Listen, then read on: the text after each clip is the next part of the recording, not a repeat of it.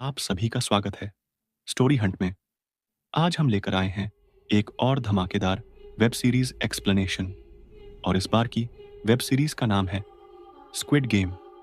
ये web series एक survival thriller horror Korean drama है जो सीजन 1 के साथ 2021 में नेटफ्लिक्स पे रिलीज हुई थी। इसका सेकंड सीजन 26 दिसंबर 2024 में नेटफ्लिक्स पे रिलीज हुआ। तो बिना देरी के चलिए शुरू करते हैं। यह कहानी है स्योंगी हुन और इसके जैसे कुछ गरीब लोगों की। ये भाई साहब ना ही इसके पास कोई जॉब है, बैंक से लोन लेके ये कर्जे में डूब चुके हैं। बीवी ने इसको लात मार के दूसरी शादी कर ली है और जल्द ही इसकी बीवी और बच्ची यूएस शिफ्ट होने वाले हैं। ये फिलहाल अपनी माँ के पैसों और जुआ खेल के अपनी जिंदगी काट रहा है। बच्ची के बर्थडे पे उसे एक अच्छा गिफ्ट देने के लिए अपनी माँ से उधार पैसे मांगता है एंड देन उन पैसों को घोड़ों की रेस में दांव पर लगा देता है। सरप्राइजिंगली ये दांव सियोंग जीत जाता है, बट तभी कुछ लोग इसे ढूंढ लेते हैं क्योंकि इसने इन लोगों का भी पैसा खा रखा था। इन लोगों से पीछा छुड़ाते वक्त एक लड़की सियोंग की जेब काट लेती है। इन लोगों से जान बचाने की खातिर सियोंग अपना ऑर्गन दांव पे लगा देता है और कहता है कि जल्दी वो इनके पैसे लौटा देगा। और फिर क्या था, ये खाली हाथ अपनी बेटी का बर्थडे मनाने के लिए चला जाता है।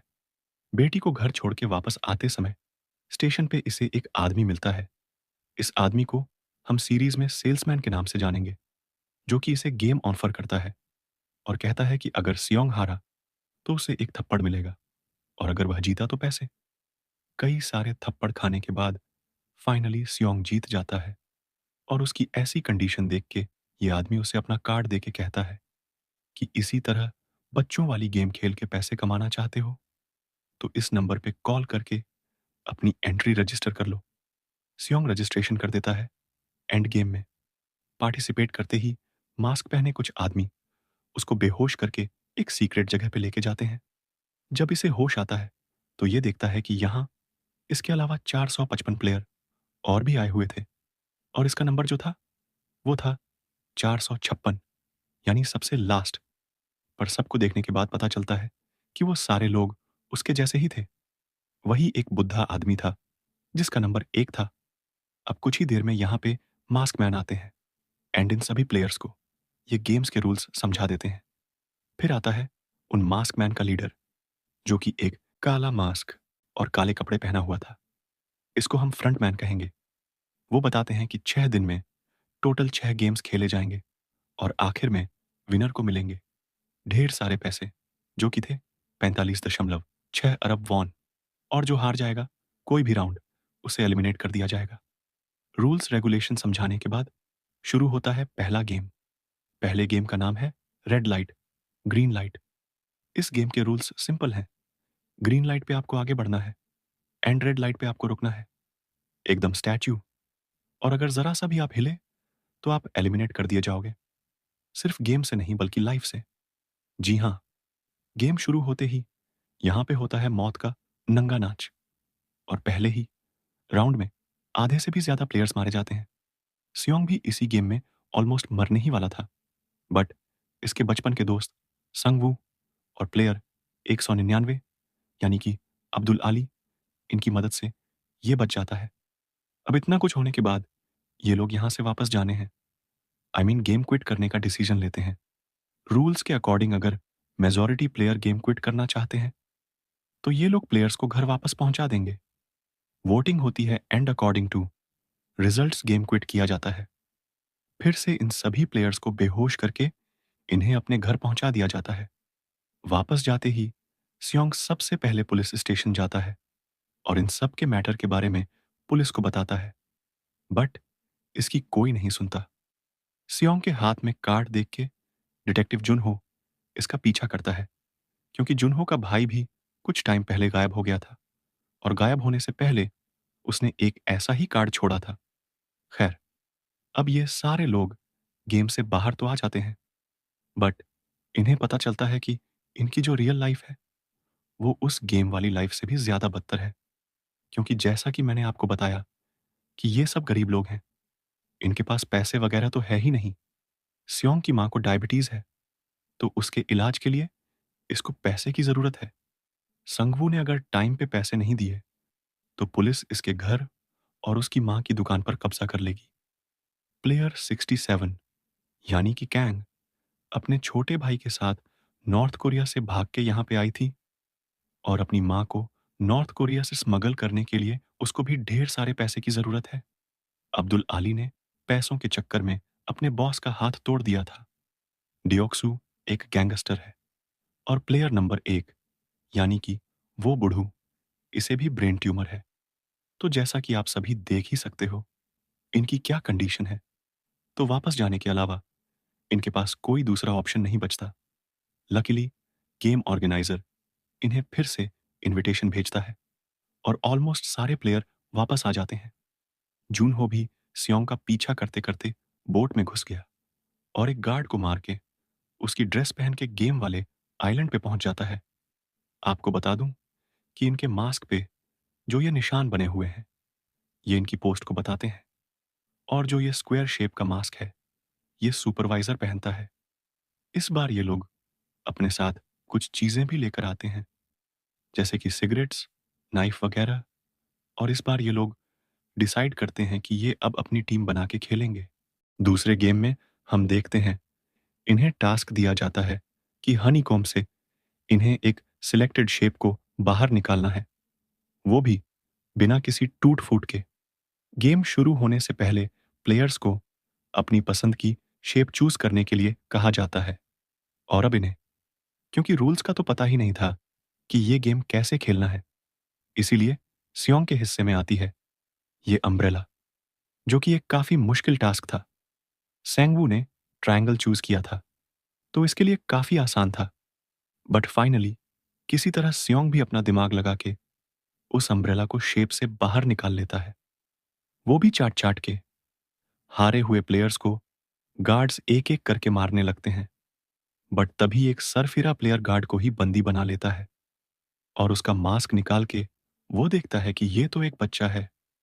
और ये देख के वो प्लेयर खुद को ही गोली मार लेता है। प्लेयर तो मर गया, बट इनका जो ये हेड था, ये गार्ड को भी गोली मार देता है, क्योंकि रूल्स के अकॉर्डिंग अगर किसी भी गार्ड की आइडेंटिटी रिवील होती है तो उसे भी एलिमिनेट कर दिया जाएगा। मरने वाला गार्ड एक सुपरवाइजर था, तो ये देख के जून हो उसका मास्क चुरा लेता है।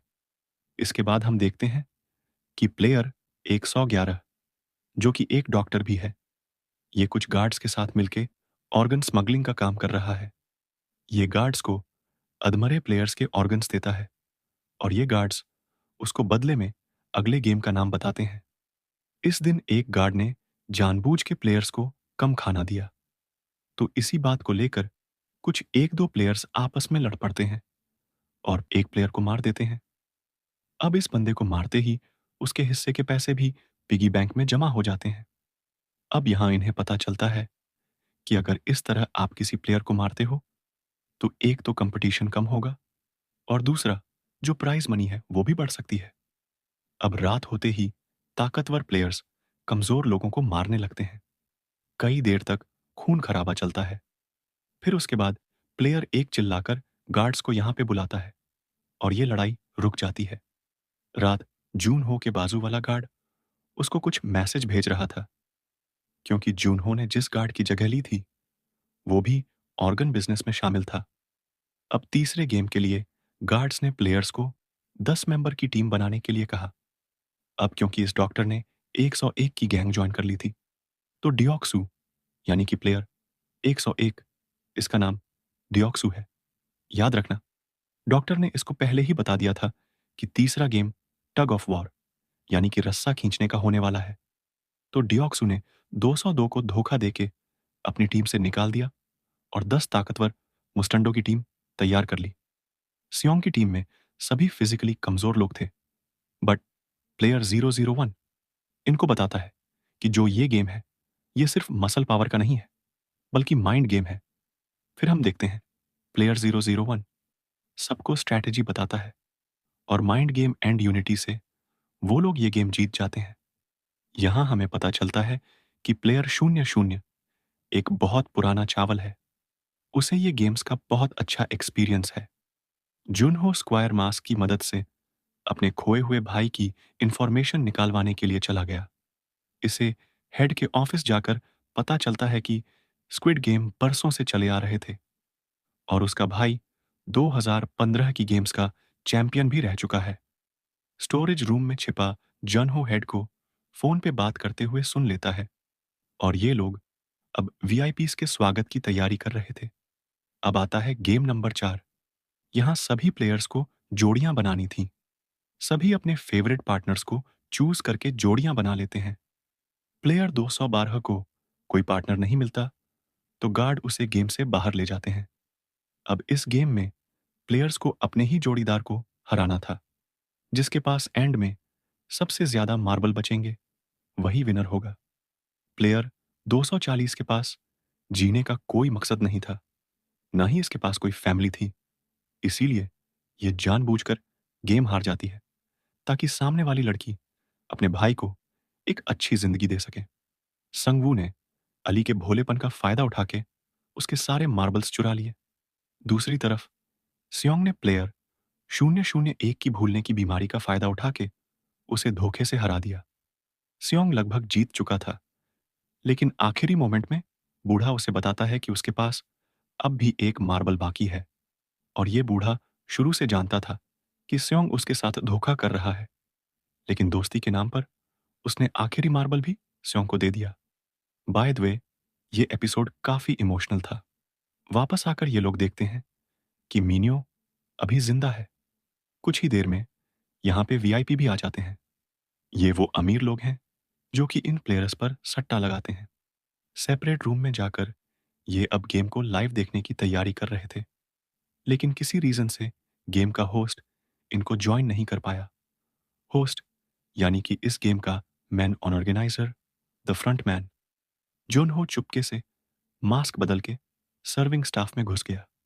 एक वीआईपी को जॉन हो में काफी ज्यादा इंटरेस्ट था, इसीलिए वो उसे प्राइवेट स्पेस में ले जाता है और अंदर जाकर जॉन हो ने बंदूक दिखा के वीआईपी का कन्फेशन रिकॉर्ड किया और फिर उसे बेहोश करके खुद इमरजेंसी एग्जिट में रखे स्कूबा गियर की मदद से आइलैंड छोड़ के भाग गया। अब फिफ्थ गेम में पार्टिसिपेट करते हैं टोटल 16 लोग और इन्हें इस ग्लास ब्रिज को क्रॉस करना होता है।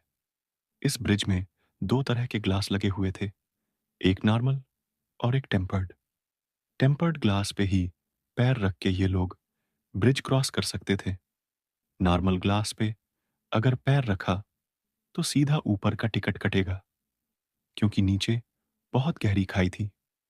तो टेम्पर्ड ग्लास से जाने वाले प्लेयर बच गए और बाकी सभी मर जाते हैं। इस राउंड में सिर्फ 3 लोग क्वालिफाई कर पाते हैं, एक सियोंग, संगवू और सेब्योक। टाइम कंप्लीट होते ही ब्रिज में धमाका होता है और कांच का एक टुकड़ा सीधा सेब्योक के पेट में जाकर घुस जाता है। फाइनल गेम से पहले इन्हें एक डिनर पार्टी दी जाती है और डिनर पार्टी के बाद इन सभी को एक एक पॉकेट नाइफ भी दिया जाता है, ताकि अगर ये तीनों चाहें तो किसी एक प्लेयर को एलिमिनेट कर सकते हैं। कांच लगने की वजह से साइबियोक की हालत काफी नाजुक थी, इसीलिए ये सियोंग से प्रॉमिस लेती है कि अगर सियोंग जीतता है तो वापस जाकर वो उसके भाई का ध्यान रखेगा। साइबियोक बेहोश होने ही वाली थी, इसीलिए सियोंग गार्ड्स के पास उसकी हेल्प के लिए जाता है, लेकिन तभी संगवू नाइफ से साइबियोक को मार देता है और अंत में 2 फाइनलिस्ट बचते हैं, एक सियोंग और दूसरा उसके बचपन का दोस्त संगवू। वहीं इनका हेड यानी फ्रंटमैन अपने गार्ड्स के साथ जूनहो का पीछा करते करते पास वाले आइलैंड में पहुंच जाता है। जूनहो यहां पुलिस से कांटेक्ट करने की कोशिश भी करता है, लेकिन कोई नेटवर्क नहीं आता। तभी ये लोग भी फाइनली यहां पे पहुंच जाते हैं और तभी जूनहो को मिलता है काफी बड़ा सरप्राइज। ये फ्रंटमैन कोई और नहीं बल्कि उसका ही खोया हुआ भाई था और यही फ्रंटमैन जूनहो को एक गोली मार के समुंदर में फेंक देता है। अब आता है लास्ट गेम, यानी कि गेम नंबर 6। ये लास्ट गेम था और इतने सारे लोगों में से सिर्फ 2 लोग ही बचे थे, स्योंग और संगवू, और दोनों पुराने दोस्त थे। लास्ट गेम में इन्हें कहा जाता है एक दूसरे से लड़ने को और मारने को। दोनों सोचते हैं और एक दूसरे से बात करते हैं। सियोंग को संगवू से लड़ने में प्रॉब्लम थी, पर संगवू जीतने के लिए कुछ भी कर सकता था। अब दोनों में लड़ाई शुरू होती है।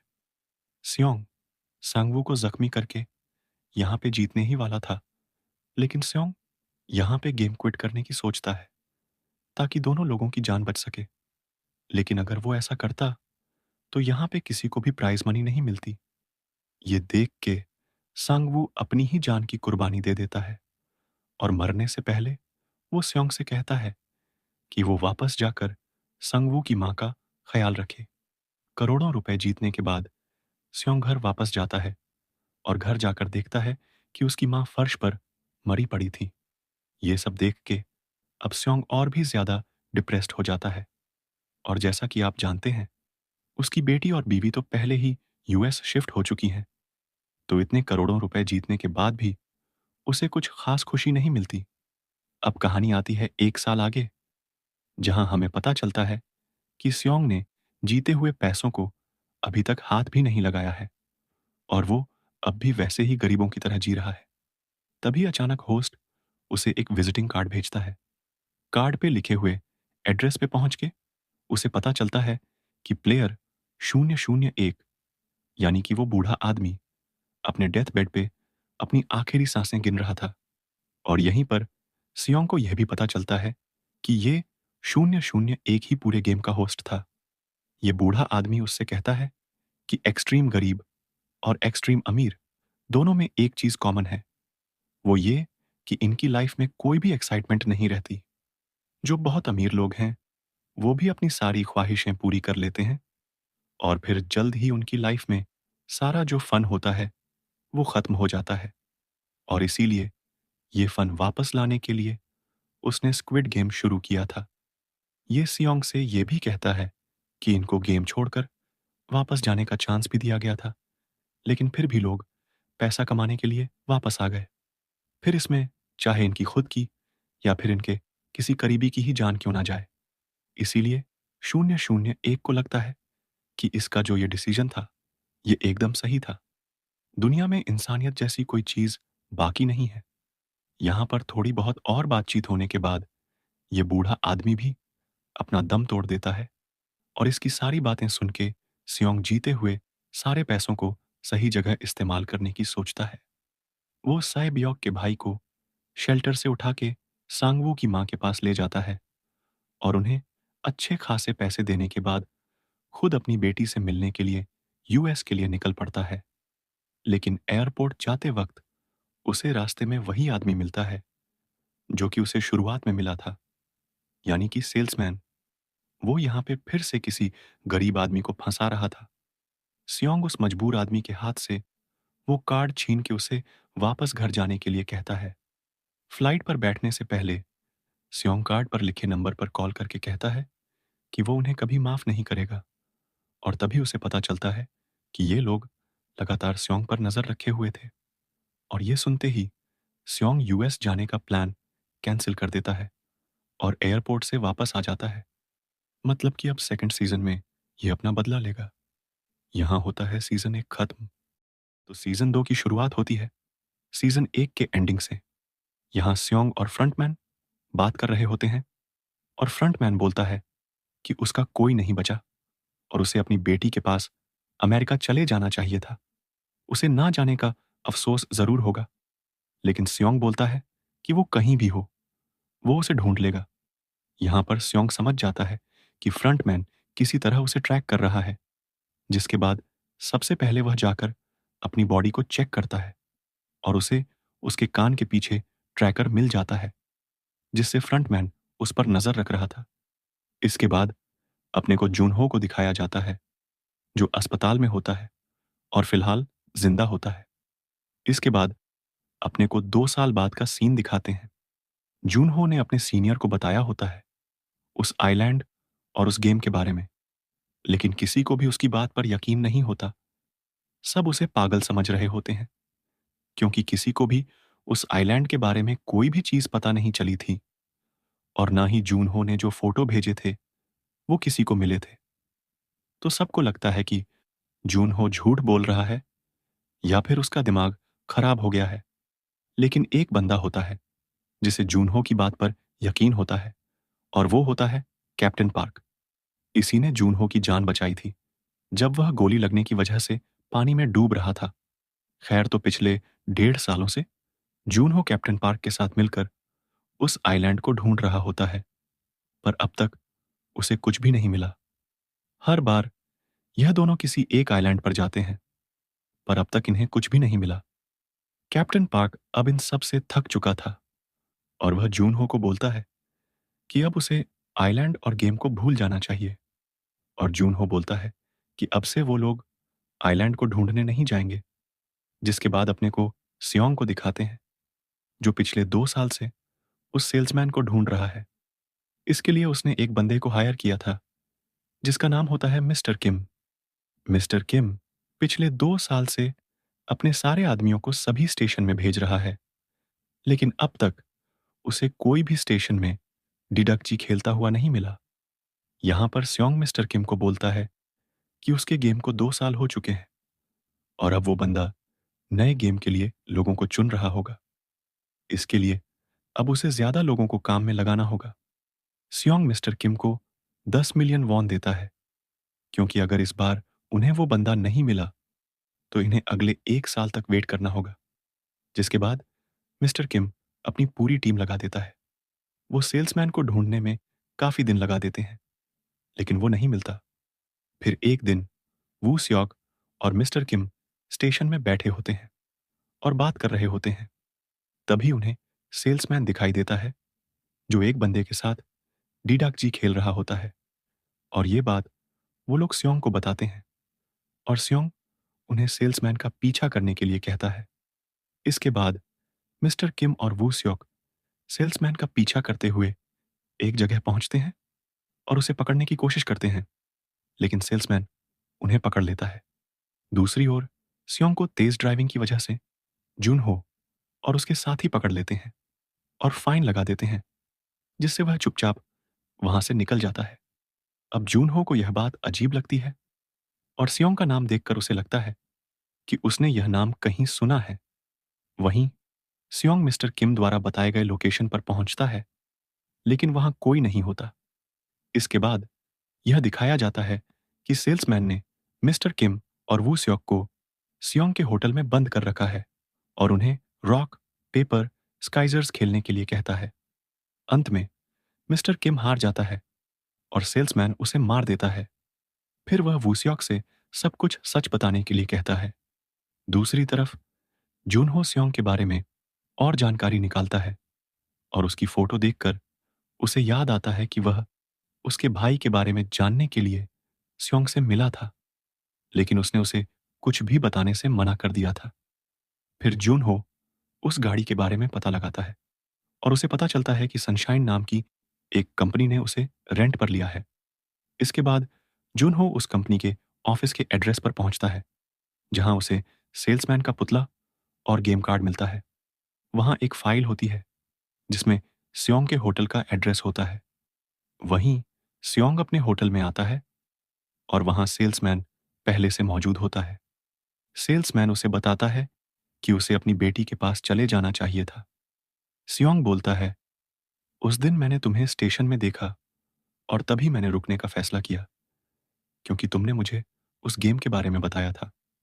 अब मैं इसे हमेशा के लिए बंद करवा दूंगा।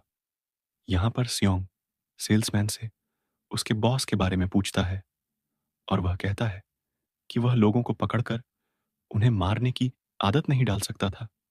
सेल्समैन बताता है कि सबसे पहले वह गेम में गया था, और जब उसके जैसे लोग वहां मरते थे तो वह उन्हें जला देता था। उसे यह पता था कि ये लोग दुनिया के कचरे जैसे हैं, जो किसी काम के नहीं हैं, इसलिए उन्हें जलाने में उसे कभी कोई दुख नहीं हुआ। फिर एक दिन उसका बाप सामने आ गया और उसे अपने बाप को मारने का आदेश दिया। उसने खुशी खुशी उसे भी मार डाला, और तभी उसे एहसास हुआ कि वह इसी काम के लिए बना है। फिर सेल्समैन सियोंग को अपने साथ एक गेम खेलने के लिए कहता है, क्योंकि उसे लगता है कि सियोंग गेम जीतने के लायक नहीं है, और वह बस किस्मत से जीत गया है। अब इस गेम में सेल्समैन गन के अंदर एक गोली डालता है, और उन्हें बारी बारी से खुद को शूट करना था। अंत में जो बच जाता वही जीत जाता और सियोंग तैयार हो जाता है। इसके बाद ये दोनों बारी बारी से खुद को शूट करते हैं और अंत में सेल्समैन की बारी आती है। उसकी मौत तय हो चुकी थी और वह गोली चला देता है, जिससे उसकी मौत हो जाती है। ठीक उसी समय जूनहो होटल में पहुंच जाता है और वहां की छानबीन करता है। उसे एक कमरे में वूसियोक मिलता है और वह उससे सियोंग के बारे में पूछता है। वूसियोक बताता है कि वह 410 नंबर कमरे में है। वहीं सियोंग को सेल्समैन के पास से एक कार्ड मिलता है, जिसमें 4 दिन बाद का फ्रंटमैन से एक क्लब में मिलने का संदेश होता है। तभी जूनहो आता है और सियोंग को पकड़ लेता है, लेकिन वूसियोक आकर उसे पीछे से बेहोश कर देता है। होश में आने के बाद जूनहो सियोंग से कहता है, मैं भी गेम में आया था अपने भाई को ढूंढते हुए और एक बार गेम में ही उससे मिला था। मैंने उससे पूछा था कि क्या वह इन्हो को जानता है। सियोंग जूनहो को बताता है, वह मरा हुआ सेल्समैन ही सबको गेम के लिए चुनता था। वह मेरे साथ खेल रहा था और खुद उसी के गेम में फंस गया था। अब मैं इसे बंद करवाना चाहता हूं। सियोंग बोलता है, फ्रंटमैन ने मुझे मिलने का मौका दिया है और उसके बॉस ने बताया था कि इस गेम को अमीरों के लिए बनाया गया था। जुनहो कहता है, मैंने उन वाईपी को देखा है। मैं तुम्हारी मदद कर सकता हूं, क्योंकि मैं भी वहां के मरे हुए लोगों को भूल नहीं पा रहा हूं, जैसा मेरे साथ हुआ। सियोंग मान जाता है और फिर वह जुनहो और वू स्योक को अपने हथियार दिखाता है, जो उसने इतने सालों में जमा किए थे। सियोंग बोलता है, हमें कई लोगों की मदद चाहिए होगी। इसके बाद हमें कंग साइब्योक नाम की लड़की दिखाई जाती है, जो बनी बनने का काम करती है। यहाँ पर एक बच्ची आकर कैंग को थैंक यू बोलती है कैंडी के लिए, और उसका नाम नायोन है। यहाँ लोगों को पता चलता है कि उस बच्ची को ब्लड कैंसर है और उसके पिता बाहर पेंटिंग बनाकर पैसे कमाते हैं। दूसरी ओर डिटेक्टिव सियोंग को बताता है कि उसने यूनजी और गायोंग की मां को ढूंढ लिया है, जो नॉर्थ कोरिया के एक जेल में फंसी हुई है, और उसके एजेंट बहुत जल्दी उसे लेकर आएंगे। सीन चेंज होता है। अब कैंग डिटेक्टिव के पास आती है और डिटेक्टिव बोलता है, मैंने तुम्हारी बेटी को नॉर्थ कोरिया में ढूंढा, पर वह कहीं नहीं मिली। कैंग उसे पैसे देकर कहती है, एक बार फिर से उसे ढूंढने की कोशिश करो। डिटेक्टिव कहता है, कैंग, तुमने अपने देश के सैनिक को मारा था और गद्दार बनकर अपनी बेटी को छोड़कर यहां आ गई। अब शायद मिलिट्री वालों ने तुम्हारी बेटी को नहीं छोड़ा होगा। इसके बाद कांग अपने पति और बेटी को याद करती है। तभी एक आदमी आता है और कैंग को गेम काट देता है। फिर अगले दिन कैंग अपने काम से निकल रही होती है और देखती है कि नायोन को एम्बुलेंस में अस्पताल ले जाया जा रहा है। यहाँ नायोन का कैप नीचे गिर जाता है और डॉक्टर नायोन के पिता को बताते हैं कि नायोन के इलाज में काफी खर्चा आएगा और ऑपरेशन जल्द से जल्द करवाना होगा। कांग उनकी बात सुनती है और फिर वह नायोन को देखती है। उसे नायोन में अपनी बेटी की झलक दिखाई देती है और वह उसे उसका कैप दे देती है। जिसके बाद सीन चेंज होता है और जुनहो और उसकी मां को दिखाया जाता है। यहाँ ये दोनों बात कर रहे होते हैं इन्हो को लेकर। इन्हो की मां इन्हो को याद कर रही होती है और उन्हें लगता है कि शायद इन्हो अब उनसे रिश्ता नहीं रखना चाहता, क्योंकि वो उसकी सौतेली मां है। इन्होंने अपनी किडनी देकर जूनहो की जान बचाई थी, लेकिन फिर उसकी बीवी बीमार हो गई और उनके पास पैसे नहीं थे, इसलिए वो मारी गई। जूनहो बोलता है कि अगर इन्होंने अपनी किडनी उसे नहीं दी होती, तो अपनी बीवी की जान बचा सकता था और उसे रिश्वत नहीं लेनी चाहिए थी, जिसकी वजह से उसकी जॉब भी चली गई। इसके बाद दिखाया जाता है कि सियोंग की टीम उसके दांत में एक जीपीएस लगा देती है, जिससे वो लोग उसे कभी भी ट्रैक कर सकें। इसके बाद सियोंग फ्रंटमैन से उस क्लब में मिलने पहुंचता है। तभी एक गार्ड उसे अपने साथ चलने के लिए बोलता है। जब जूनहो अंदर आता है, तो वो वूस्योक को बेहोश पाता है और फिर वो सियोंग को ट्रैक करता है। तो वो देखता है कि वो लोग क्लब के बाहर जा रहे हैं और फिर एक लिमोजिन में वो लोग सियोंग को लेकर निकल जाते हैं। जूनहो उस गाड़ी को ट्रैक करने की कोशिश करता है वहीं गाड़ी में फ्रंटमैन और स्योंग एक दूसरे से बात करते हैं। फ्रंटमैन बोलता है कि उसे पैसे से एंजॉय करना चाहिए था और वो अपनी बेटी के पास जाकर अच्छे से जिंदगी गुजार सकता था। पर स्योंग बोलता है कि वो उससे मिलना चाहता है और वह चाहता है कि वो इस गेम को बंद कर दे। इस पर फ्रंटमैन बोलता है कि उस गेम को लोग अपनी मर्जी से खेलते हैं। स्योंग बोलता है कि फ्रंटमैन और उसकी टीम ने लोगों को पहले उनकी गरीबी का एहसास कराया और फिर पैसे के बदले उन्हें इस गेम में जबरदस्ती खिलवाया। फिर फ्रंटमैन बोलता है कि यह गेम खेलने वाले जिंदगी से हारे हुए होते हैं और जब तक दुनिया ऐसी चलती रहेगी तब तक यह गेम भी चलता रहेगा। वहीं सियोंग की टीम गाड़ी का पीछा करती है, पर तभी स्नाइपर्स ने उनकी गाड़ी का टायर पंचर कर दिया और फ्रंटमैन बोलता है कि उसकी टीम कुछ भी नहीं कर पाएगी और वो ऐसे गेम को बंद नहीं करवा सकता। यहाँ सियोंग बोलता है कि उसे फिर से गेम को खेलना है। जो भी उन्हें देखते हैं उन्हें उसे वापस देखकर मजा आएगा और वह साबित करेगा कि यह दुनिया अच्छी है और वह खुद अंदर जाकर इस गेम को बंद करवा देगा। फ्रंटमैन उसकी रिक्वेस्ट मान लेता है और फिर अंदर गैस आती है और सियोंग बेहोश हो जाता है। यहाँ दिखाया जाता है कि फ्रंटमैन ड्राइवर के साथ ही सामने बैठा था। वहीं कंग कुछ कंटेनरों के पास आती है और रूम नंबर 11 में आकर बैठ जाती है और यहाँ पता चलता है कि कैंग कोई प्लेयर नहीं है, बल्कि वो गार्ड की टीम की एक मेंबर थी। अगले दिन जूनहो अपनी टीम के साथ डॉक पर आता है और इन्हें शक होता है कि सियोंग को गेम खेलने वो लोग फिर से आइलैंड की तरफ लेकर जाएंगे, इसलिए इन्हें कैसे भी सियोंग को ढूंढकर बचाना था। वहीं सियोंग को जब होश आता है तो वो गेम में आ चुका था और वो वही प्लेयर होता है, यानी उसे लास्ट टाइम वाला ही नंबर दिया जाता है, 456। फिर यहाँ कुछ प्लेयर को इंट्रोड्यूस कराया जाता है, जैसे कि यहाँ एक माँ बेटी की जोड़ी होती है, जुंगबे, जो जुए में काफी पैसे हार चुका था, इसलिए उसकी माँ उसे बिना बताए हुए यहाँ आई थी ताकि उसका कर्जा चुका सके। और यहाँ एक कपल होता है, जुनही मियोंगी। जुनही एक यूट्यूबर होती है। मियोंगी के कहने पर क्रिप्टो में पैसे लगा दिए और काफी सारे लोगों के पैसे डूबा दिए, जिसकी वजह से म्योंगी ने जूनही को छोड़ दिया था, जो 9 मंथ की प्रेग्नेंट है। और जूनही यहाँ पर आई होती है ताकि वह पैसे कमाकर अपने बच्चे को पाल सके। और यहाँ एक बंदा होता है, थैनोस। ये एक रैपर होता है और ये काफी फेमस होता है। और यहाँ सबसे ज्यादा कर्ज होता है जोंगदाई के ऊपर, 10 अरब वोन का। खैर, तो यहाँ गार्ड्स आकर बताते हैं कि उनके ऊपर कितना ज्यादा कर्ज है और यह मौका है उनके पास उन कर्ज को चुकाकर एक अच्छी जिंदगी जीने का। गार्ड्स बताते हैं कि उन्हें 6 दिन में 6 गेम खेलने होंगे और जीतने वालों को 45 अरब वॉन मिलेंगे। और इसमें एक नया रूल था कि हर एक गेम के बाद वोटिंग होगी कि क्या उन्हें आगे गेम खेलना है कि नहीं, जिसमें अगर मेजॉरिटी प्लेयर गेम खेलने से मना कर देते हैं तो जीते हुए पैसे सभी में इक्वल डिवाइड कर दिए जाएंगे। इसके बाद सभी से फॉर्म साइन कराया जाता है और फिर इन्हें पहले गेम के लिए ग्राउंड में ले जाया जाता है।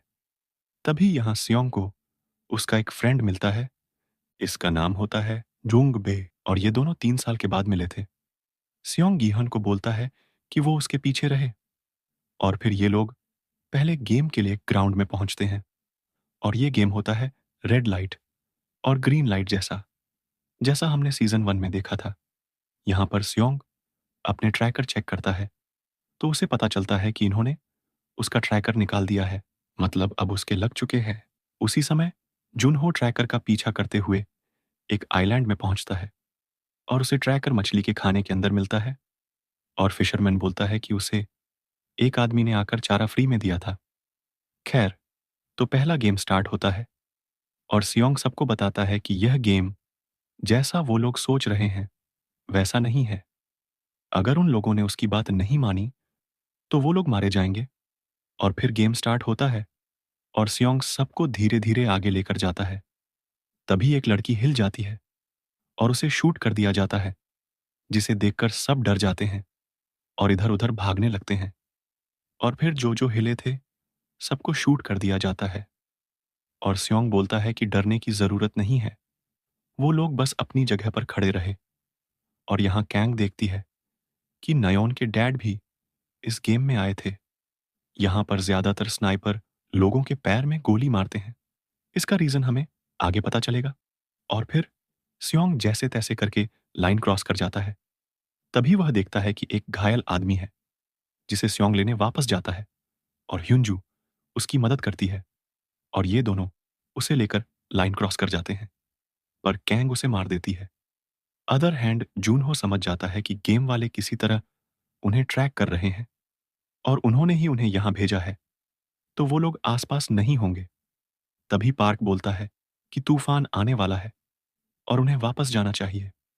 खैर, तो पहले गेम के बाद 365 प्लेयर बचे होते हैं और यहां सियोंग बोलता है कि रूल के हिसाब से अब वोटिंग होगी और अगर मेजॉरिटी जीतती है तो वो लोग उन्हें जाने देंगे और फिर गार्ड्स इन्हें उनके जीते हुए पैसे दिखाते हैं और नए रूल के हिसाब से उन सभी में ये पैसे बराबर बांट दिए जाएंगे, जो कि 24 मिलियन वॉन होगा। यहाँ काफी सारे लोगों को पैसे कम लगते हैं क्योंकि उनका कर्जा काफी ज्यादा होता है और गार्ड्स बोलते हैं कि अगर वो आगे गेम खेलेंगे तो वो ज्यादा पैसा जीतेंगे। और फिर वोटिंग स्टार्ट होती है और सबसे पहले वोटिंग के लिए सियोंग जाता है। इन्हें दो ग्रुप में डिवाइड कर दिया जाता है। पहले होते हैं टीम ओ, वो लोग जो गेम खेलना चाहते हैं, और दूसरे होते हैं टीम एक्स, वो लोग जो घर जा आना चाहते हैं। यहाँ पर स्योंग लोगों को समझाता है कि एंड में वो सब मारे जाएंगे और उनमें से कोई भी नहीं बचेगा और उसे ये सब पता है क्योंकि वो ये गेम खेल चुका है और वो इस गेम का विनर रह चुका है।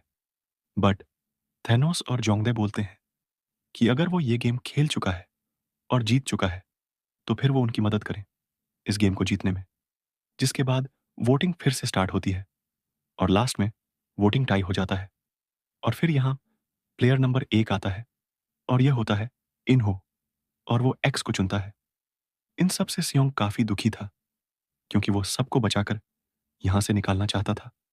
बट यहां जो भी आता है वह मारा जाता है। तभी इनहो आकर सियोंग को बोलता है कि वो उनकी मदद कर सकता है क्योंकि वो यहां पहले आ चुका है और वो ये गेम जीत चुका है और उसके चलते उसने रुकने का बटन दबाया था। और फिर इनहो पूछता है कि अगला गेम कौन सा है और सियोंग बताता है कि पिछले बार उसने डलगोना गेम खेला था जिसमें उन्हें शुगर कैंडी से शेप निकालना होता है, जिसमें ट्रायंगल सबसे इजी शेप होता है और अम्ब्रेला सबसे हार्ड शेप होता है। यहाँ इन्हो सियोंग से पूछता है कि वो यह गेम जीत चुका है तो फिर वो वापस क्यों आया। इस पर सियोंग बोलता है कि वो पैसे उसके नहीं थे, वो पैसे यहाँ मरने वाले लोगों के थे। इन्हो बोलता है कि वो गेम को ज्यादा सीरियस ले रहा है, उसने उन लोगों को नहीं मारा। तभी गीहन बोलता है कि वो लोग यहाँ पर आ ही गए हैं, सो अब आगे के बारे में सोचना चाहिए और अपनी टीम बनानी चाहिए। तभी डेहो आकर खुद को इनकी टीम में ज्वाइन करने के लिए बोलता है। वो भी इन्हो की तरह मरीन होता है। वहीं थैनोस ली के पास आता है और उससे अपने पैसे मांगता है, जो कि उसने ली के कहने पर क्रिप्टो में हारे थे और फिर इन दोनों में लड़ाई होती है। तभी इन्हो थैनोस को रोकने के लिए आता है, पर वह नहीं मानता और इन्हो उसकी पिटाई कर देता है। अब फिर सभी इस बात से काफी खुश होते हैं। जिसके बाद रात में इन्हो सियोंग के पास आता है और उसे सॉरी बोलता है, उससे रुकी बातें करने के लिए। और फिर इन्हो सियोंग को अपनी स्टोरी बताता है। इन्हो बताता है कि उसकी बीवी काफी बीमार है, उसका लिवर खराब है और उसे पैसों की जरूरत थी। फिर उसे पता चला कि उसकी बीवी प्रेग्नेंट है। उसने उसे अबॉर्शन करने के लिए बोला था, लेकिन उसने ऐसा करने से मना कर दिया। उसने काफी लोगों से कर्जा ले रखा था और जब वो मरीन में था, एक आदमी ने जॉब के दौरान उसकी मदद की थी। तब सबको लगा कि उसने रिश्वत ली है और इसलिए उसे वहां से निकाल दिया गया। इसलिए ये जगह पैसों के लिए उसकी आखिरी उम्मीद है। इस मौत के गेम में पैसे कमाना सही नहीं है, लेकिन फिलहाल उसे पैसों की काफी ज्यादा जरूरत है जिससे वह अपनी बीवी और बच्चे को बचा सके। इसके बाद अपने को दिखाते हैं कि गार्ड्स लाशों में से ऑर्गन निकाल रहे होते हैं, लेकिन उन्हें अब तक एक ही ऑर्गन मिला था, क्योंकि कैंग ने उन सबके सिर पर गोली मारी थी और इस वजह से उनकी मौत उसी समय हो गई थी, जिसके चलते उनके ऑर्गन जल्दी खराब हो गए थे और इस वजह से गार्ड्स उससे काफी चिढ़े हुए थे। वास्तव में तो इस गेम में फ्रंटमैन ऐसे पैसे कमाता है, वो लोगों को पैरों पे गोली मारता है और उनके मरने से पहले उनके ऑर्गन्स निकाल लेता है, फिर ब्लैक मार्केट में हाई अमाउंट पे बेच देता है। इसीलिए वो इतना अमीर है। अब बाकी गार्ड्स इस बारे में अपने बॉस मास्क मैन को बताते हैं कि उनका नुकसान हो रहा है और कैंग सबके सिर पे गोली मार रही है। जिसके बाद कैंग मास्कमैन से मिलती है। मास्कमैन पूछता है कि उसने उनके सिर में डायरेक्ट गोली क्यों मारी। कैंग बोलती है कि उनके अंदर जान बची थी, इसलिए उसने ऐसा किया। और मास्कमैन बोलता है कि 7 साल पहले जब उसे कैंग पहली बार मिली थी, तो वह कोरिया के एक गंदे हॉस्पिटल में मरने की हालत में थी। तब उसने उसे बचाया था। उसकी हालत देखकर उसे तरस आ गया था, इसलिए वह उसे दोबारा चांस देना चाहता था। उसे पता था कि वह स्नाइपर राइफल से पूरी सर्च टीम को खत्म करके नॉर्थ कोरिया से साउथ कोरिया पहुंच गई, एक सोल्जर की तरह। और अगर उसे पकड़े जाने का डर है, तो इस बार ऐसा नहीं होगा, क्योंकि पिछली बार उन्होंने गेम की टिप के बदले एक प्लेयर में से डॉक्टर की मदद ली थी। लेकिन इस बार उन्होंने एक डॉक्टर को अपनी टीम में शामिल कर लिया है। कैंग बोलती है कि उसे बोला गया था कि उसका काम है जिंदगी से हारे हुए लोगों को मुक्ति देना, और यही करने के लिए वह उसके साथ यहां आई थी। मास्कमैन बोलता है कि वो लोग वैसे भी मरने वाले होते हैं, तो वो लोग उनके ऑर्गन से दूसरे लोगों की जान बचा सकते हैं, इसलिए इस चीज में उसे प्रॉब्लम नहीं होनी चाहिए। और फिर कंग वहां से निकल जाती है, जिसके बाद अपने को दिखाया जाता है कि जुनहो वूसियोक से बात करता है और यह लोग डिसाइड करते हैं कि ये दो अलग अलग टीम बनाकर आइलैंड को ढूंढेंगे, ताकि वो लोग आइलैंड को जल्दी खोज सके। इसके बाद अपने को दिखाते हैं कि सभी प्लेयर ग्राउंड में आते हैं सेकंड गेम के लिए। और ये डालगोना गेम नहीं होता, ये कोई और ही गेम होता है। इससे जोंगडे और बाकी कुछ लोग सियोंग पर भड़क जाते हैं और उन्हें लगता है कि सियोंग झूठ बोल रहा था। लेकिन इन्हो बोलता है कि उसे अब भी उस पर यकीन है। तब सभी शांत हो जाते हैं। खैर, तो इस गेम का नाम होता है सिक्स लेग्ड पेंटाथलन। इसमें 5-5 लोगों की एक टीम होती है। टीम के सदस्य अपने पैरों को एक साथ बांधकर शुरुआत करते हैं। ट्रैक पर प्रत्येक 10 मीटर की दूरी पर टीम का एक सदस्य एक मिनी गेम खेलेगा। यदि वह खिलाड़ी जीत जाता है, तो टीम अगली चुनौती पर जा सकती है। मिनी गेम इस प्रकार है: गेम 1 डटकजी, गेम 2 फ्लाइंग स्टोन, गेम 3 गोंगी, गेम 4 स्पिनिंग टॉप और एंड में गेम 5 जेजी। इसमें केवल 5 मिनट मिलते हैं। जीतने के लिए आपको सभी मिनी गेम पूरे करने होते हैं और समय समाप्त होने से पहले फिनिश लाइन पार करनी होती है। और अगर वो लोग टाइम के अंदर लाइन क्रॉस नहीं कर पाते, तो उन्हें मार दिया जाएगा। इसके बाद सब अपनी टीम को बनाते हैं। ली जुन ही के पास आता है और अपनी टीम में शामिल होने के लिए बोलता है, क्योंकि वो प्रेग्नेंट होती है, पर वह मना कर देती है। और फिर जुनहो ही आकर सियोंग को अपनी टीम में शामिल करने के लिए बोलता है, जिसका गेम स्टार्ट होता है। और जो लोग फेल होते हैं, उन्हें मार दिया जाता है। यहाँ पर एक गार्ड एक बंदे को लेकर जा रहा होता है, जो अभी जिंदा होता है, पर कांग आकर उसे मार देती है। और लास्ट में 2 टीम बचती हैं। इनमें सियोंग की टीम भी होती है। जुनही डाकजी को बड़े आराम से जीत जाती है। और फिर जुंगबे फ्लाइंग स्टोन वाले गेम को, और फिर तीसरे में डे हो गोंगी को बड़े आराम से जीत जाता है। चौथा गेम होता है स्पिनिंग टॉप, और ये बारी होती है इन्हो की, और वो बार बार फेल होने लगता है। लेकिन फाइनली काफी कोशिश के बाद वो लोग इस गेम को भी निकाल लेते हैं। और फिर सियोंग की बारी आती है, जिसमें उसी जैगी को 5 बार अपने पैर से उछालना होता है, और वो लोग इसे जैसे तैसे करके पूरा कर लेते हैं और टाइम रहते लाइन क्रॉस कर लेते हैं। वहीं कैंग अपने रूम में आती है। तभी 2 गार्ड उसके रूम में आ जाते हैं। कैंग उनसे लड़ने की कोशिश करती है, पर नहीं लड़ पाती। और फिर वो लोग उसके चेहरे पर कट लगा देते हैं कि अगर आगे उसने उनके काम में अपनी टांग लड़ाई तो वो लोग उसे मार देंगे। खैर, तो दूसरे गेम के बाद गार्ड बताते हैं कि दूसरे गेम में 110 प्लेयर मारे गए और अब 250 प्लेयर बचे हुए हैं, और अगर वो लोग अभी यहाँ से निकलते हैं तो उनमें से हर एक को 34 मिलियन वन मिलेंगे। इसके बाद दोबारा वोटिंग स्टार्ट होती है और इस बार नंबर 1 से वोटिंग शुरू होती है, और इस बार इन्हो घर जाने के लिए वोट करता है। इन्हो यहाँ सबको समझाने की कोशिश करता है कि अगर वो लोग यहाँ नहीं रुके तो सब के सब मारे जाएंगे। तब जोंगदाई बोलता है कि इतने पैसों में वो अपने कर्ज का ब्याज भी नहीं चुका पाएगा, और फिर सब वोटिंग करते हैं और लास्ट में टीम ओ जीत जाती है। यहाँ पर जीहन ने गेम खेलने के लिए वोट किया था और इस बात से सियोंग उससे नाराज होता है। गीहन सियोंग से सॉरी बोलता है और बताता है कि उसने एक आदमी से काफी सारे पैसे लिए हैं और उसे पैसे वापस देने हैं, नहीं तो वो लोग उसके परिवार को मार देंगे। इसके बाद सियोंग बोलता है कि सबको रात में बारी बारी से पहरा देना होगा, क्योंकि रात में यहाँ गड़बड़ होती है और यहाँ पैसों के लिए लोग किसी को भी मार सकते हैं, और यह सब गेम का हिस्सा है, इसलिए गार्ड भी कुछ नहीं करते। जिसके बाद गीहन और सियोंग रात में पहरा दे रहे होते हैं। गीहन सियोंग से बोलता है कि उसे याद है कि वो आखिरी बार उससे पैसे मांगने आया था। उसकी माँ बीमार थी, पर उस वक्त उसके पास सच में पैसे नहीं थे। गीहन बोलता है कि वो वापस क्यों आया, उसके पास तो इतने पैसे हैं।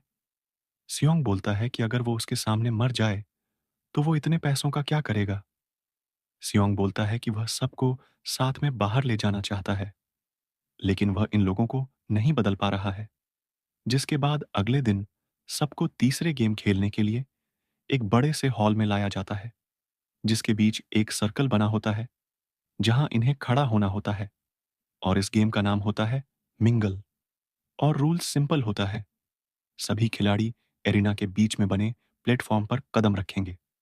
खेल शुरू होने के बाद प्लेटफॉर्म घूमेगा। कुछ ही देर बाद एक नंबर पुकारा जाएगा। फिर आपको एक ग्रुप बनाना होगा जो इस नंबर से मेल खाता हो, और आसपास के कमरों में से एक में घुसना होगा और दरवाजा बंद करना होगा, वो भी 30 सेकंड के अंदर, नहीं तो मरे जाएंगे। तो गेम स्टार्ट होता है और पहला नंबर होता है 10। सियोंग की टीम जून ही की टीम से साथ यह राउंड जीत जाती है। इसके बाद सेकंड राउंड स्टार्ट होता है और इस बार नंबर होता है 4। यहाँ इन्हो खुद रुकता है और बाकी चारों को रूम में जाने के लिए बोलता है। सियोंग काफी परेशान होता है इन्हो के लिए, पर इन्हो बाकी टीम के साथ बच जाता है। जिसके बाद तीसरे राउंड में नंबर 3 दिया जाता है। सियोंग और इन्हो साथ रुकते हैं और बाकी तीनों को रूम में जाने के लिए बोलते हैं। यहाँ पर जुंगबे अपनी माँ को छोड़ देता है, उसके बेटे ने उसे छोड़ दिया। इस बात से वह काफी दुखी होती है, लेकिन तभी सियोंग और इन्हो उसकी माँ को बचा लेते हैं। बाहर आने के बाद जुंगबे अपनी माँ से मिलता है और उनसे माफी मांगता है। जिसके बाद फाइनल राउंड स्टार्ट होता है और अब 126 लोग बचे होते हैं। इन्हो बोलते हैं कि अब ये लोग नंबर 2 को चुनेंगे, क्योंकि 126 लोग बचे हैं और रूम 50 है, तो हर एक रूम में 2 लोग होंगे और 26 लोग मारे जाएंगे। और फिर नंबर 2 आता है और सब लोग भागते हैं। इन्हो और गीहन एक रूम में आते हैं और वहां पहले से एक बंदा मौजूद होता है जिसे इन्हो मार देता है, नहीं तो वो तीनों मारे जाते और तीसरा गेम भी खत्म हो जाता है। इसके बाद सियोंग इन्हो को बोलता है कि उन्हें लोगों को गिनना होगा ताकि उन्हें वोटिंग में मदद मिल सके। फिर डेहो बताता है कि उसने सभी प्लेयर को गिन लिया है और उनके साइड के प्लेयर कम हैं। यहाँ पर सियोंग बोलता है कि उन्हें बाकी प्लेयर से बात करनी होगी उन्हें अपनी तरफ करने के लिए। इन्हो बोलता है कि वो लोग ऐसा नहीं कर सकते, क्योंकि गीहन जैसे लोग गेम को चालू रखना चाहते हैं और इससे वह लोग उनके खिलाफ भड़क जाएंगे, और अगर उन्होंने जबरदस्ती लोगों को वोटिंग करने के लिए बोला तो इससे पहले ही यहाँ लड़ाई शुरू हो जाएगी। तभी गार्ड्स आते हैं और बताते हैं कि अब केवल 100 लोग बचे हैं, और अगर वो लोग गेम खत्म करते हैं तो हर एक को 365 मिलियन वन मिलेंगे। और यहाँ फिर से वोटिंग स्टार्ट होती है और इस बार लास्ट में वोटिंग टाई हो जाता है। गार्ड्स इन्हें बताते हैं कि वोटिंग टाई होने की वजह से कल दोबारा वोटिंग होगा ताकि लोगों को आराम से बैठकर सोचने का मौका मिले। पर सियोंग समझ जाता है कि इनका मकसद रात में लड़ाई कराने का है। दूसरी ओर जूनहो अपनी दो टीम के साथ निकल जाता है। आगे जूनहो अपनी टीम के साथ आइलैंड सर्च कर रहा होता है। तभी उसे एक आइलैंड पर एक डोर नजर आता है और फिर वो डिसाइड करता है कि वह अपनी टीम के साथ वहां जाकर चेक करेगा। इसके बाद जूनहो अपनी टीम के साथ आगे बढ़ता है और वो लोग उस डोर के पास पहुंचते हैं। बट जैसे ही वो लोग उसे ओपन करते हैं वहां ब्लास्ट हो जाता है जिसमें एक बंदा मारा जाता है और एक घायल हो जाता है। पार्क बोलता है कि उन्हें वापस जाना चाहिए बट जूनहो बोलता है कि सब ठीक है और उन्हें कैसे भी उनके दोस्तों का बदला लेना है। जूनहो समझ जाता है कि गेम वालों को पता है कि वो कहाँ हैं, इसलिए उन्होंने उन्हें फंसाया, तो वो लोग उनके आसपास तो हरगिज नहीं होंगे। तब जूनहो बोलता है कि अब वो लोग रेडियो और मोबाइल यूज नहीं करेंगे जिससे उन्हें उनके बारे में पता ना चल सके। इसके बाद हम दिखाते हैं कि रात में एक गार्ड देखता है कि उनका हथियार वाला रूम खुला है और वो देखता है कि पार्क उनके ड्रोन से छेड़छाड़ कर रहा है। फिर पार्क उसे बाहर लाता है और उसे मार देता है। तभी यहाँ वूस्योक आकर पार्क से पूछता है कि वो क्या कर रहा है। तो पार्क बोलता है कि यहाँ पर शिप के सामान की आवाज आ रही थी, इसलिए वो बाहर आया। दूसरी ओर स्योंग नोटिस करता है कि इस बार गेम वालों ने खाने के साथ फोर्क दिया है ताकि वो लोग उसे हथियार की तरह यूज कर सके और एक दूसरे को मार सके। वहीं थेनोस वॉशरूम में मिन्सू को पकड़ लेता है क्योंकि उसने घर जाने के लिए वोट किया था और तभी ली उसे बचाने आता है और फिर दोनों टीम में लड़ाई हो जाती है। ली थेनोस को मार देता है। इसमें टोटल 5 लोगों की मौत होती है जिसमें 3 ओ टीम के होते हैं और 2 एक्स टीम के। इस बात से जोंगदे भड़क जाता है क्योंकि उनके लोग कम हो गए थे और अगर अगले दिन वोटिंग होगी तो वो लोग हार जाएंगे। बट सियोंग सबको बताता है कि रात में ओ टीम वाले लोग उन्हें मारने की प्लानिंग कर रहे हैं और गेम वाले चाहते हैं कि इससे पहले वो एक्स टीम वालों को मार दें, एक्स टीम वाले लोग उन पर हमला कर दें। सियोंग सबको समझाता है कि इसलिए सारे प्लेयर मिलकर उन गेम वालों को ही मार देना चाहिए। वो लोग ऊपर के एक कंट्रोल रूम में होंगे, उनका लीडर फ्रंटमैन है और अगर उन्होंने उसे पकड़कर मार दिया तो गेम यहीं खत्म हो जाएगा। सियोंग बताता है कि गार्ड सबको मरने नहीं देंगे, तो उन्हें बस रात में बेड के नीचे लेटकर उनके आने का वेट करना होगा और जब वो लोग बॉडी चेक करने आएंगे तो वो लोग उन पर हमला करके उनसे गन छीन लेंगे और यह गेम खत्म करने के लिए उनके पास आखिरी मौका है। इसके बाद लाइट ऑफ होती है और ओ टीम एक्स पर हमला कर देती है और वो लोग उन्हें मारने लगते हैं। सियोंग और बाकी लोग बेड के नीचे छिप जाते हैं ताकि वो लोग बच सकें। कुछ टाइम बाद गार्ड्स अंदर आते हैं और बॉडी चेक करने लगते हैं। तभी सियोंग और बाकी लोग मिलकर उन पर हमला करते हैं और उनके हथियार छीनकर सबको मार देते हैं और उनमें से एक गार्ड को पकड़ लेते हैं जो एक बच्चा होता है। इसके बाद सियोंग उसे कंट्रोल रूम में ले जाने के लिए बोलता है। सियोंग यहाँ सबसे बोलता है कि वो लोग हेड क्वार्टर में जाकर उन्हें मार देंगे और जिन्हें भी गन चलाना आता है वो लोग उनकी मदद करें। जिसके बाद वो लोग ऊपर जाते हैं और गार्ड उन्हें कंट्रोल रूम की तरफ ले जाता है और वो बताता है कि कंट्रोल रूम का दरवाज़ा उसके मास्क से ओपन होता है। इसके बाद सियोंग और गीहन आगे कंट्रोल रूम की तरफ जाते हैं और बाकी लोग गार्ड्स को रोकते हैं। सियोंग जाकर मास्क से दरवाज़ा खोल लेता है और कंट्रोल रूम की तरफ बढ़ता है, पर आगे एक जगह पर ये लोग फंस जाते हैं और उनकी गोलियां भी खत्म हो रही थीं। सो सियोंग इन्हो को बोलता है कि वह हॉल में जाकर गार्ड्स के पॉकेट से गोलियां लेकर आए। जिसके बाद डेहो गोलियां लेने हॉल में जाता है और सबसे मैगजीन इकट्ठा करता है। बट गोलियों की आवाज सुनकर वह काफी डर जाता है। वहीं इन्हो सियोंग की मदद के लिए पहुंचता है और वह उसे बोलता है कि रास्ते में उसने एक नक्शा देखा था और शायद कंट्रोल रूम में जाने का एक दूसरा रास्ता भी पीछे से है, जिसके बाद इन्हो पीछे से 2 लोग को लेकर जाता है और उन दोनों को मार देता है। इधर जून ही डेहो को बुलाती है, पर वह वापस नहीं आता और जून ही उसे वापस लेने हॉल में आती है और उसे वहां डेहो डरा हुआ मिलता है। फिर जून ही मैगजीन लेकर वापस जा रही होती है, तभी गार्ड्स आ जाते हैं। जून ही उनसे लड़ने की कोशिश करती है, बट जुंगबे की मदर उसे रोक लेती है। वहीं बाकी प्लेयर गोली खत्म होने की वजह से सरेंडर कर देते हैं, बट गार्ड्स उन्हें मार देते हैं। वहीं गोलियां खत्म होने की वजह से सियोंग और गीहन भी सरेंडर कर देते हैं। तभी यहां फ्रंटमैन आता है और बोलता है कि यह सब करके उसे क्या मिला, बट इसकी कीमत उसे चुकानी होगी, और वह गीहुन को मार देता है, जिससे कि सियोंग बिल्कुल टूट गया था। उसे समझ नहीं आता कि ये हुआ क्या, लेकिन उसको अभी तक ये पता नहीं था कि सामने जो फ्रंटमैन है वो कोई और नहीं बल्कि इन्हो ही था। और फ्रंटमैन इतना चालाक होता है कि वो सियोंग को टॉर्चर करने के लिए उसे जिंदा छोड़ देता है, यानी कि उसे मारता नहीं है, बल्कि कहता है, भाई तू देख और टॉर्चर हो। पर यहां पर सीरीज का इससे भी बड़ा ट्विस्ट आता है कि जो कैप्टन पार्क होता है ना, वो असल में इससे ही मिला हुआ था, यानी कि वो पक्का यहां पर इन्हो यानी फ्रंटमैन से मिला हुआ था, क्योंकि वो जूनहो के आदमी को मारकर फेंक देता है समुद्र में। और वो शुरुआत से यह बोलता आ रहा था कि उसे ड्रोन के बारे में कुछ नहीं पता, पर वो ड्रोन को खराब कर देता है। वो शुरुआत से एक बात बोल रहा था, भाई मैंने जूनहो को बचाकर बहुत बड़ी गलती करी, और तो और वो 1.5-2 साल से जूनहो को भटका रहा था ताकि वो रियल आइलैंड तक न पहुंच जाए। और ठीक यही बात होती है कि कोई भी इस आइलैंड तक पहुंच ही नहीं पा रहा था।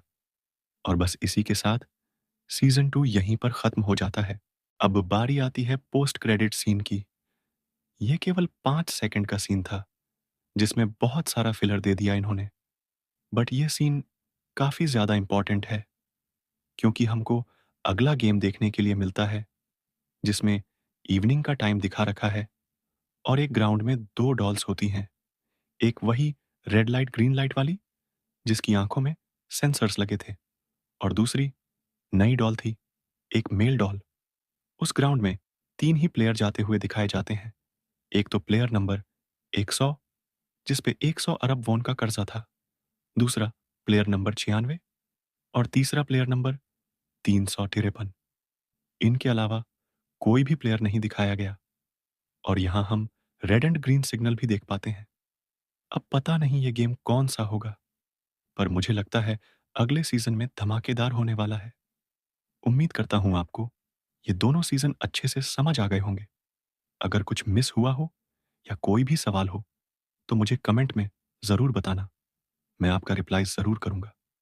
वीडियो को पूरा देखने के लिए धन्यवाद। प्लीज लाइक और कमेंट जरूर करें, और अगर आप हमारे चैनल पे नए हैं तो सब्सक्राइब करें। तो मिलते हैं अगली वीडियो में। Good bye.